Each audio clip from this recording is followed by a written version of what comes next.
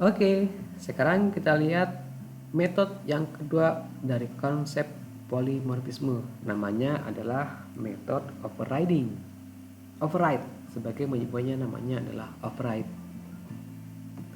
Nah, sebetulnya pada dasarnya override ini sama seperti overloading. Kenapa? Karena sama-sama kita bisa bikin dengan metode dengan nama yang sama. Cuman bedanya adalah untuk overriding ini khusus digunakan pada konsep inheritance atau konsep turunan. Nah, seperti yang sudah disampaikan sebelumnya, yang namanya inheritance pasti nanti akan membentuk superclass dan subclass. Jadi dari sini kita bisa lihat bahwa nanti subclassnya bisa menggunakan metode yang sama dengan nama metode yang ada di superclassnya. Dan juga nama metode yang dan parameter yang pada superclass itu bisa sama persis dengan yang di subclassnya. Sekarang kita lihat contoh programnya. Di contoh program ini kita punya 3 buah kelas.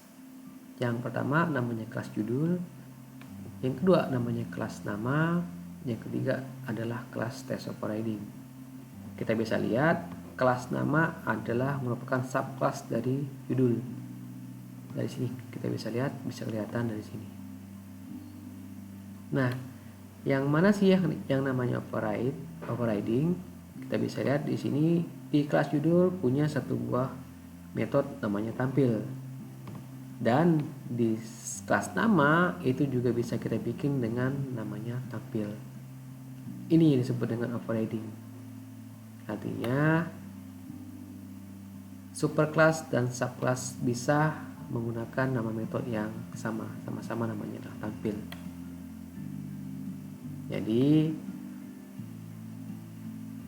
kita coba di dalam kelas utamanya ada 2 buah objek dari kelas judul dan dari kelas nama.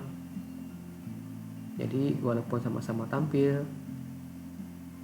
objek bisa memilih tergantung dengan dari objek kelasnya. Ini tampil, maka dia akan membaca dari kelas judul, sedangkan untuk yang NM objek dari kelas nama dia akan membaca metode dari kelas nama. Sama-sama nama tampil tapi hasilnya bisa berbeda. Sama nama metodenya tapi banyak bentuk, seperti itu. Nah, demikianlah seluruh konsep dari polimorfisme.